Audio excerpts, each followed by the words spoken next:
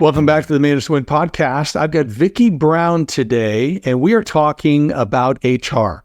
Her company, Indomeneo Enterprises. Indomeneo is actually an opera. She's a former opera singer, but she does HR now, and you can find her at vickybrownhr.com. And we talk about some things you need to be aware of as a business owner: at-will employment, hiring people, all kinds of laws. We're both in California, so there's all kinds of laws here. But there's some really good stuff here. It runs about a half an hour, and I think you can get some good tidbits, or maybe have your office manager or somebody else on your team listen to it, be inspired to maybe tighten up some areas that could be risky or maybe are hurting your company culture. Let's dive in. Vicky, thanks for being on the show. Really appreciate it. You're an HR pro, a guru. I'm going to start with a question. I mean, out there today, you're working with lots of different companies and you're an expert in the field. What are you seeing as one of the biggest HR issues that are happening today with entrepreneurs? Sure. Well, first off, thank you so much for inviting me today. I'm thrilled to be here. And thank you for calling me a guru. I'm feeling very fancy now. So thank you for that. And, this is something that I've run into across the breadth of my career in working with entrepreneurs and business owners. And it comes down to the nuts and bolts. It's misclassifying employees, classifying folks who should be employees as independent contractors, and classifying folks who are employees as exempt from overtime when they shouldn't be exempt from overtime.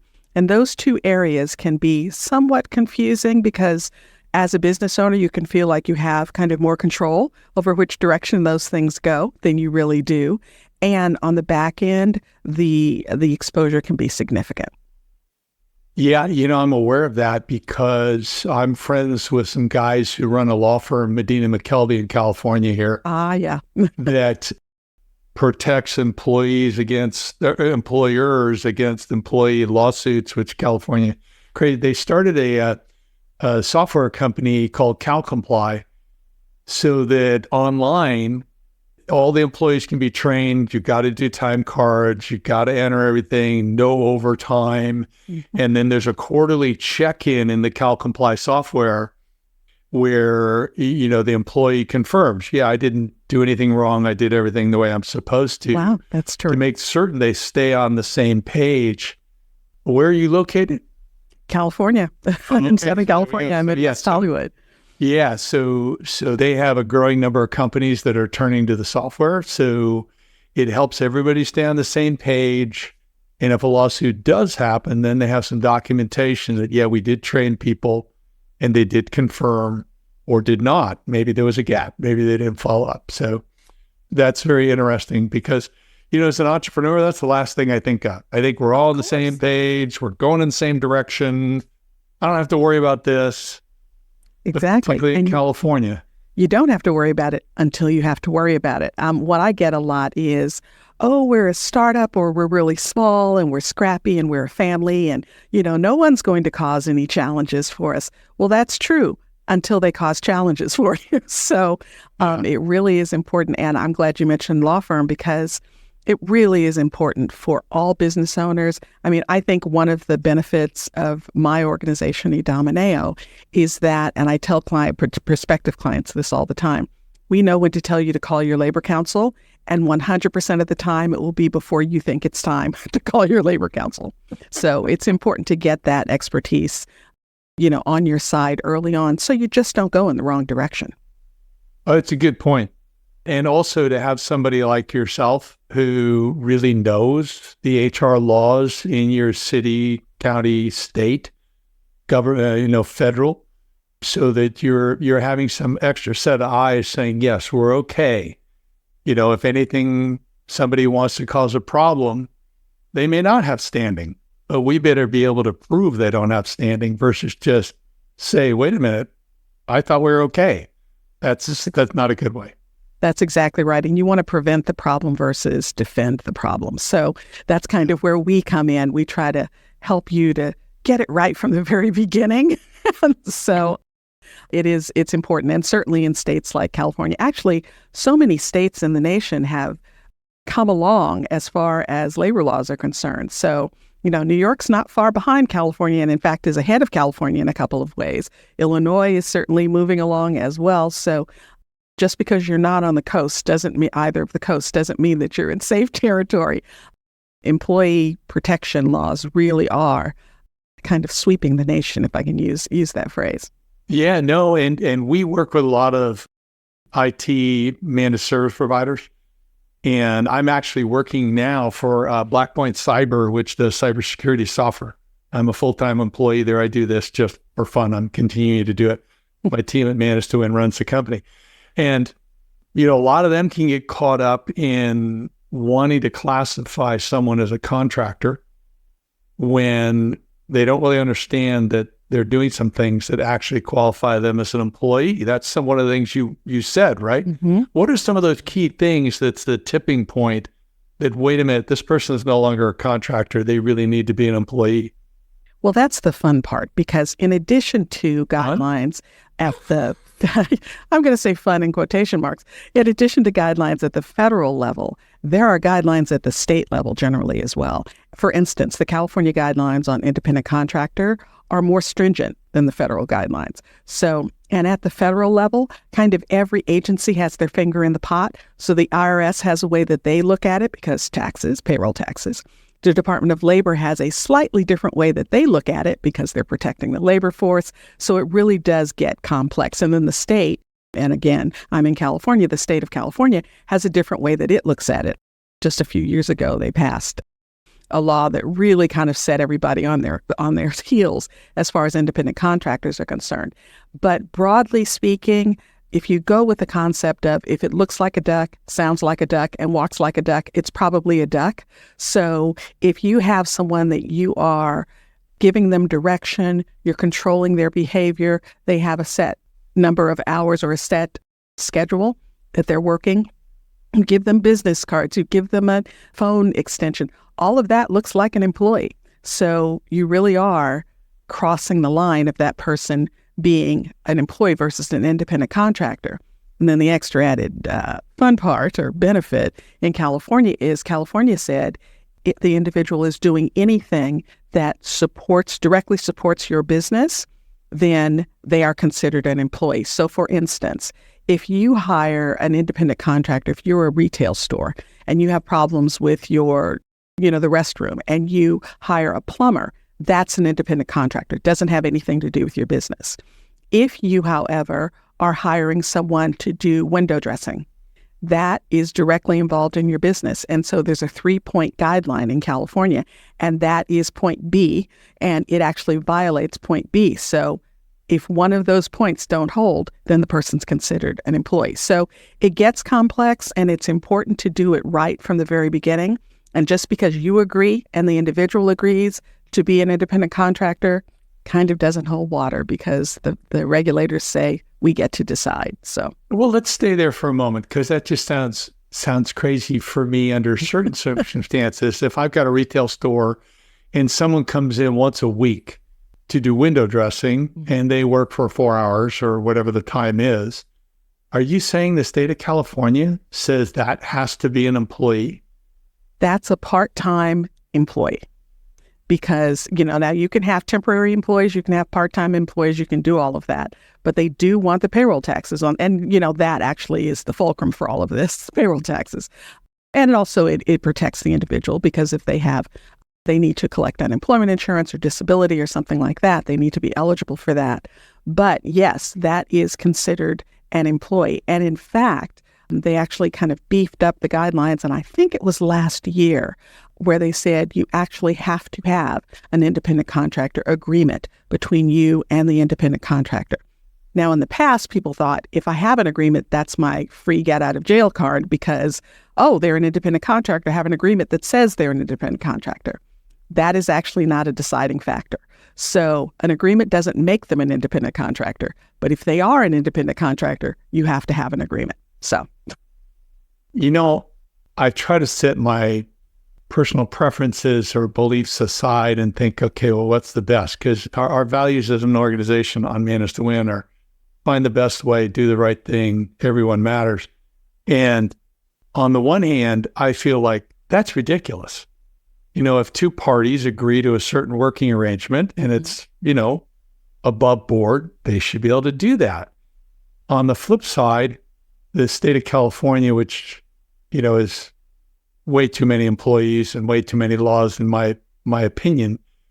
But if I look at tax collection, easiest way to make certain you get the taxes is to force businesses to make them employees, because it's easier to police the businesses than to police every single individual, because there are a lot of people who cheat on their taxes. It does happen. And, when I speak with business owners particularly, because obviously my job is to deliver news that may not be the bright spot of your day. And so we certainly get feedback on that. And so there are two things that I generally tell my entrepreneurs when I'm speaking to them about this. First of all, I'm on your side. So I totally get it, because I run a business too. And let me tell you, my business is HR consulting. And as an HR professional, I still see some guidelines that are complex to adhere to on a day-to-day basis in running your business and making sure you have a successful business. So I totally get it.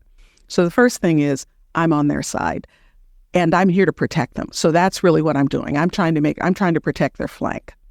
The other thing that I tell them is, unfortunately, we are all beholden to guidelines that have been put in place because of bad actors. So we're doing the right thing. We have the right spirit. We have the right intention toward dealing with people fairly and with equity. But unfortunately, in the past, and even currently, and I'm sure in the future, there have been bad actors who have done things like coerce someone into signing an independent contractor agreement because they didn't want to pay payroll taxes.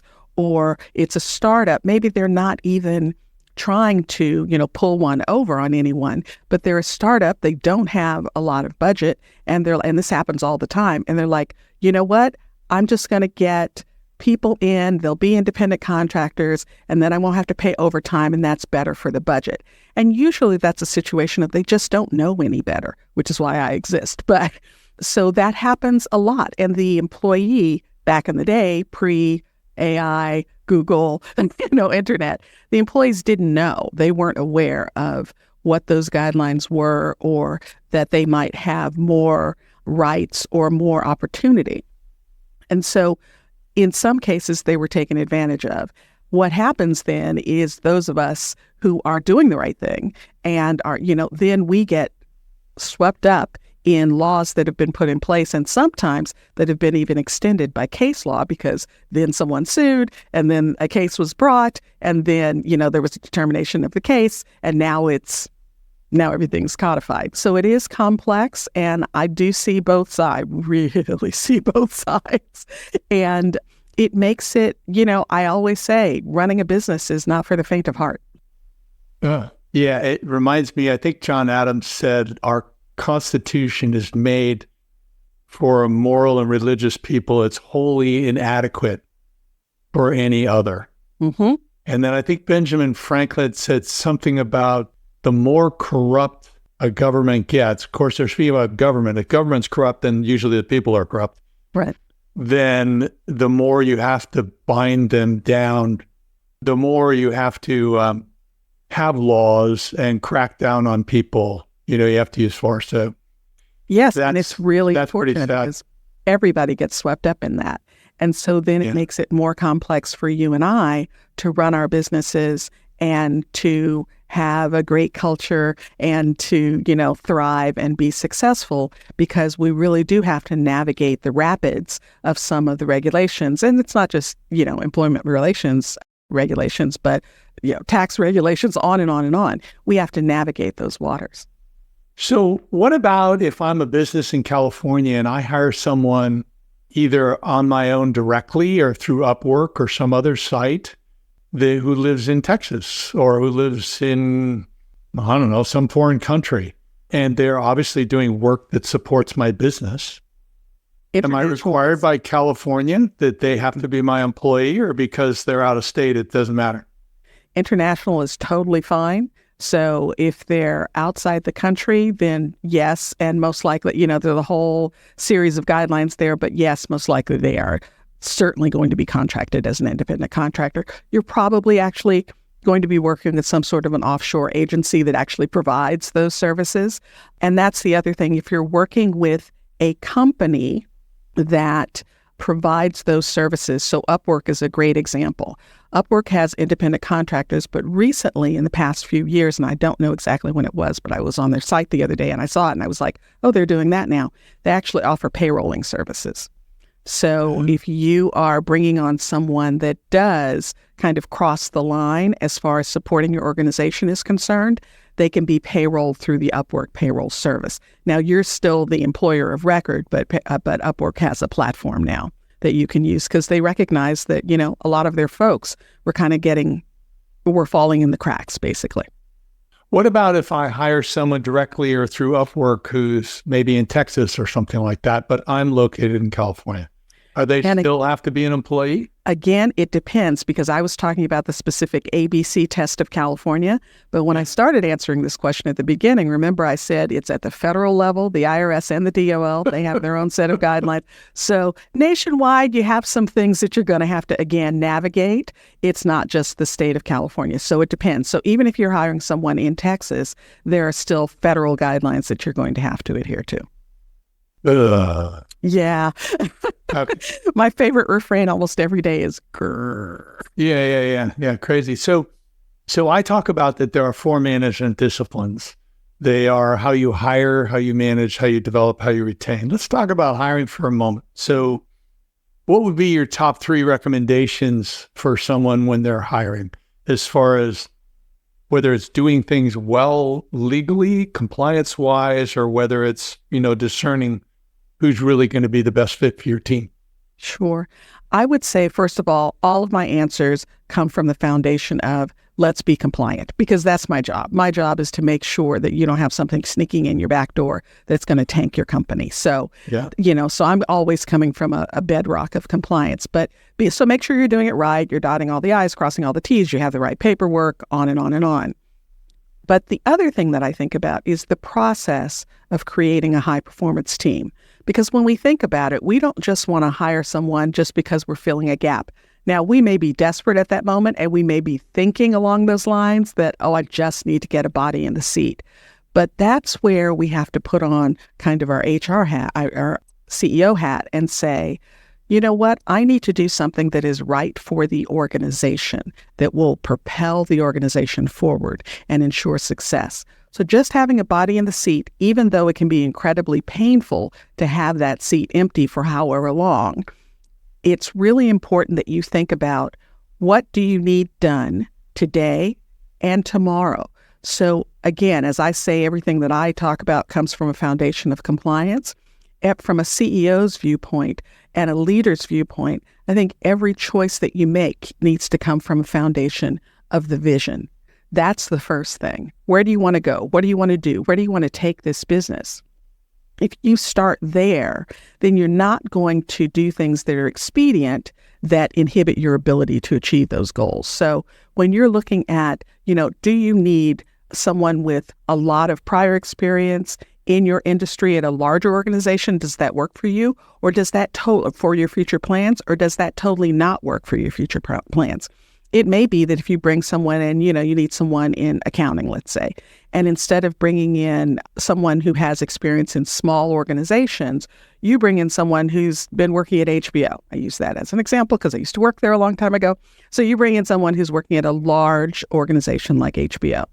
If you do that, first of all, it's very challenging for people to switch from a large corporate environment to a small kind of startup, scrappy environment.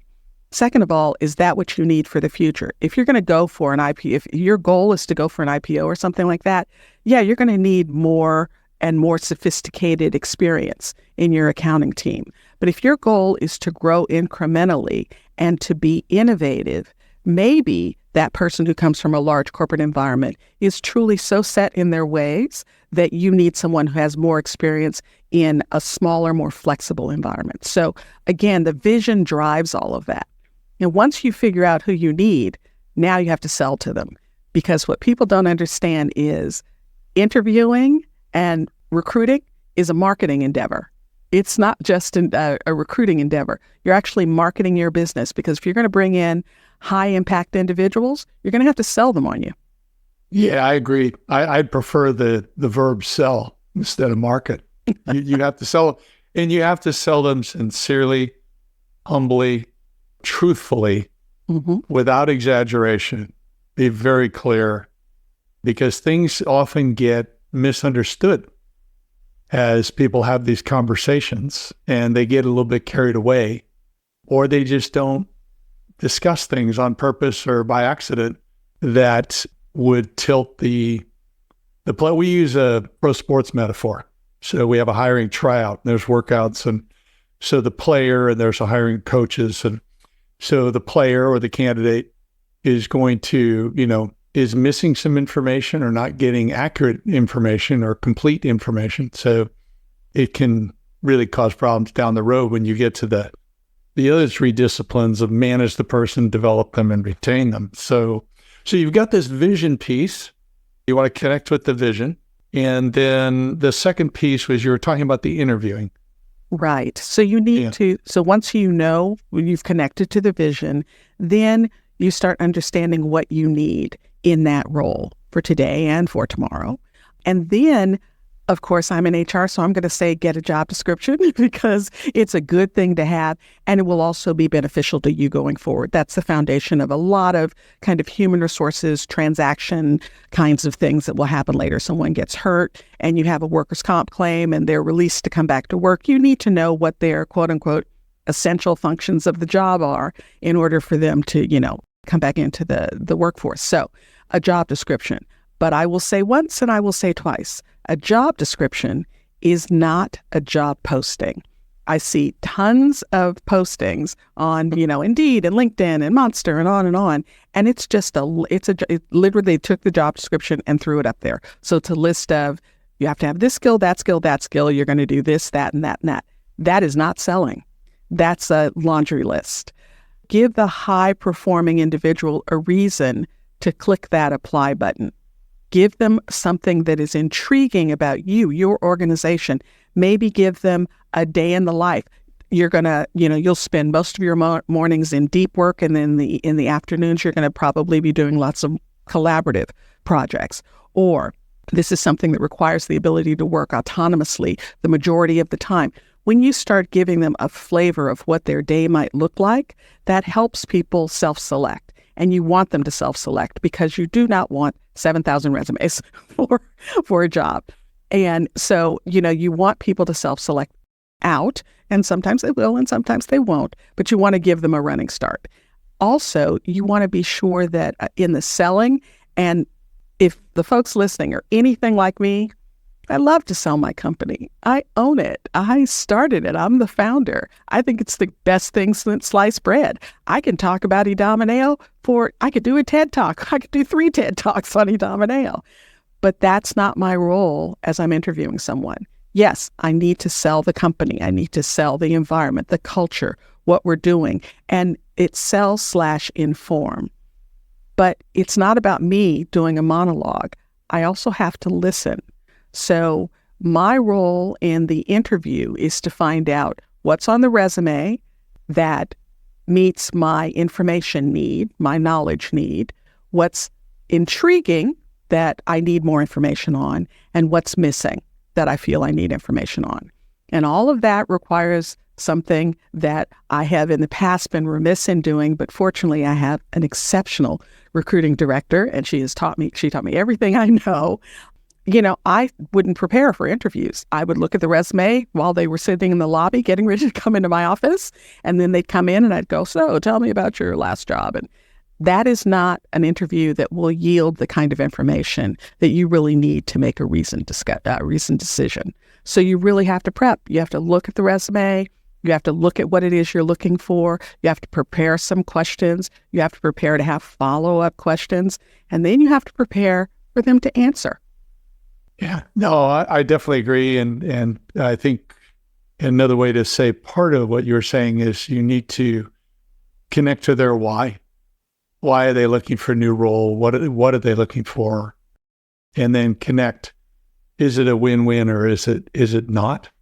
And I think that one of the things that we emphasize is that you really have to do what we call scrimmages, test drives, whatever term you want to use, but you either posing, here's a typical scenario you're going to be faced on in this role. What are you going to do?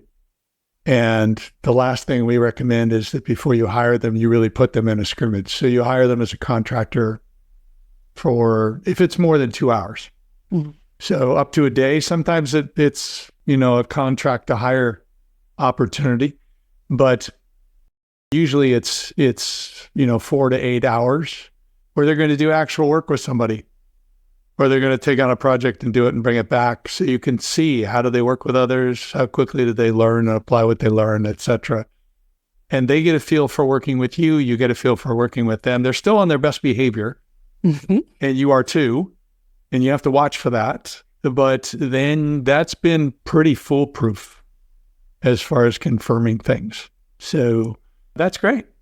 Oh, I'm sorry. I was just going to say the piece that you said there that I think is critical for a call out, and I won't address the, short-term independent contractor going to hire piece. That is for bigger legal heads than mine. But the fact that you are talking about paying them for their time. I cannot tell you how many times I run into, business owners and leaders who say, well, we like them to work on a project. We like them to do, I actually heard about they were recruiting for a recruiting manager, and they asked them to write 5 job descriptions and 5 postings and put together a strategy for hiring people for those 5 jobs. That was the assignment. They did not pay them for it. And unfortunately, found out later on that they actually used that work product. They actually did post for those jobs with those postings and hired because the candidate, saw them on LinkedIn. So, but the fact that they had them actually work and did not pay them, that's a huge problem. And that individual actually is pursuing that. Yeah, it's not well thought through, and it's thought through from a what's in it for me perspective, mm-hmm. instead of being a person. But that person actually avoided being in a toxic workplace, apparently. So apparently, we don't know all the details, but that was their impression. Their impression was, wow, dodged a bullet there, because that's not the kind of environment. Those aren't the kind of values that I want in my employer. So, definitely. I'm curious, in California, we are an at-will state. So what type of problems come up with at-will employment? Well, the favorite phrase of at-will is, we're at will, so I can fire this person for any time, at any time, for any reason that I want to, and I won't be in any hot water. That is not the definition of at will. At will certainly means that you can fire someone without notice, and they can leave without notice. And by the way, another call out here, if you are relying on at will and you have something in your handbook that says you're required to give us 4 weeks notice before you leave, you've just run afoul of at will, because at will is double-sided. So you can let them go at any time without notice. They can leave at any time without notice. It kind of gets our nose a little out of joint if and when that happens, but that is what at will is. However, with at will, there are also reasons for termination that have been deemed illegal. So if it's determined you fired someone because of discrimination, or you were discriminating against them, or it was harassment, or it was constructive discharge, which is basically you made their life so miserable that they finally just resigned. All of those things are still illegal, and you can still be brought, you can still be sued for them. And I am going to do a little disclaimer here and say, if I'm really lucky, you might think I have some legal experience. I do not. I am not an attorney. This is not legal advice, but I'm providing information based on my experience. I was talking to someone the other day, and they said, you're 30 plus years of HR experience. And I said, we don't say that here. We say 20 plus. We're going to stick with that. We don't say 30 plus. We're not doing that. 20 is enough. Exactly. But it is a number of years of experience. And so that's, I'm speaking from that experience. But you really cannot just, if you fire someone and you don't provide, You don't have to, you're not required to provide them with a reason. You probably should, but you're not required to provide them with a reason. If you just let them go, and they engage an attorney, the attorney is going to try to dig in and find out what is your reasoning for letting this person go, because they want to know if it falls on this side or that side of the legal guidelines. So we always say, don't let firing be a surprise. If it's a surprise, you did it wrong. Now, having said that, I know that human nature, we protect ourselves. So even though you've spoken to Vicky 5 times about being late, and the last 3 times you talked to her, you said, this could really impact your ability to continue in employment here. And you finally let Vicky go because she's still late. Vicky can be, oh my goodness, I can't believe you're doing that. I had no idea that was happening. So that's self-protective behavior. But as your HR guidance person, I want you to then have documentation of those conversations that you had with Vicky, because that protects you. So I know people say progressive disciplining, why do I have to do that? It's a pain. Why are you always asking for documentation? Because unfortunately, if you get in a court and you're in front of those 12 people and a judge, they're not just going to take your word for it because you're a nice guy. They're going to want to see something solid and something written. And your attorney's going to want to use that to help defend you. So hopefully it never comes to that, but it's always helpful to have that guidance behind you. And from a person-to-person experience, it proves that it kind of pushes you along to have those discussions. Vicky's great. She comes in, she does a great job, but she's late all the time. You might be inclined to kind of let that go. It's a difficult conversation. She's great in all the other areas, and I don't really want to have a conversation with her about that. But you should. You should do it early. It doesn't have to be a big deal. You don't have to put her on a final written warning or anything like that. You can I always like kind of the rule of 3s. The first one is, hey, you're doing a great job. I love it. By the way, I noticed that you're late, and we kind of don't do the late thing here, so definitely be here on time. It's a casual conversation. There's no big deal. Vicky continues to be late. You call her into your office and go, I want to talk to you about the late thing. I know we had a conversation about it before, but I want you to know it really is a problem. So don't take it lightly. This is a requirement of your job. I really need you to be here. She continues to be late. Then you call her in and say, okay, well, now we're going to have to start talking about a more formalized warning process. And this was not the way I wanted to go, but I'm going to have to give you a specific amount of time to clear up this problem, and then we'll meet again in 3 weeks or 6 weeks or however long you give her to discuss how you're doing with this issue. And then you're entering into a much more formalized situation. But you don't start there. You start by going, hey, come to work on time. So I want to emphasize what you said. We're not giving legal advice here. This is based on our business experience, meant for education. You should check with a qualified professional if you need to. I also, agree with everything you said. I do have some clients out of state, and they say, we're an Outwell state. I don't have to do anything. I do know in California, I would totally agree with you, and that's what I tell my clients is you need to document as you go. Another thing I want to emphasize or go a little bit beyond what you said is I think you also need to take into consideration the perspective of the soon-to-be ex-employee, if they become an ex-employee, of your company. You ideally want them to feel that they had the golden rule applied, that they were treated fairly, they were warned, and they were let go. You're going to have a fair amount of people who aren't going to feel that way no matter how hard you try. Mm-hmm. But you need the documentation to back it up. And if you're called into court or you're called into mediation or something else, you can empathetically say, hey, look, I warned you on this date, and here's the documentation from this. Here's where I did the write-up. And the other thing I find, Vicky, do you find this, is that people do a 90-day performance improvement plan, and then they don't check with the person for 90 days. It's like, what are you thinking? They're missing the goal. The goal of the whole process is, now, this is an extra piece of this whole process, is that you have the documentation if you have to prove something. You have written documentation that says, I did this on this day, et cetera, et cetera. But that's not point number one. Point number one is You're trying to get the person to improve their behavior. You don't want to fire them. This is not a means to have all of your ducks in the row so you can fire the person.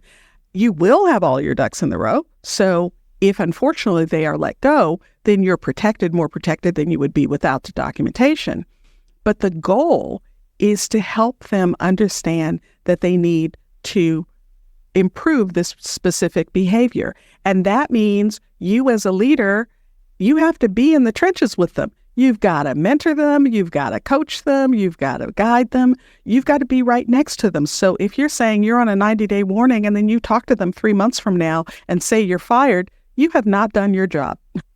That's right. That's right. And it's a win-win. So, you need to work with them daily. If they're getting it, you back it off to every 2 or 3 days and then maybe once a week. But if they're not getting it, you're doing the best thing for them to say, hey, I'm sorry we gave this a try, but it's just not working. So we need to now focus on you transitioning out of the company, whether that's you're gone today or whether it's over the next week or two. Hard to get people to work and put forth full effort when they know they're going to be terminated a week or two later, but you figure out how you want to work it. But you've got to be involved. 90-day plan doesn't mean, okay, now I can look at this in 90 days. It means tomorrow we look at it again and I give you positive and constructive feedback, etc. So, we just touched on a little bit of all these HR hiccups that can happen. And I know there's all this stuff online of how you can figure out things, or there's ChatGPT. But I do appreciate, Vicky, that you're out there for people. I do like what you say about knowing when to go to an attorney. I actually encourage people to have a relationship with an attorney. If you've got more than 10 employees in particular, and just have that relationship. You don't have to be talking to them because they're very expensive, but hopefully very qualified. Like Medina McKelvey, this guy's up here, they're phenomenal. And they're growing like gangbusters because there's Californians. Well, there's that. Yeah. So, Vicky, if people want to learn more about you and your company, what you're doing, where do they go? How do they find you? Well, the name of my company is Indomeneo, which is the name of an opera by Mozart. No one can pronounce it and no one can spell it. So we made it easy for everyone. VickyBrownHR.com. So, and we actually have a little gift for your listeners. So if they go to VickyBrownHR.com/podcast gift, we have a little overview of some of the HR things that, HR transactions, how to go, a checklist for new hires, checklist for terminations, things like that. So hopefully it can help you through your HR day. Well, that's awesome. This is not my favorite topic, but you have been wonderful. And I appreciate it, Vicky. Thanks for coming on the show. Well, thank you so much. Have a great day. You too.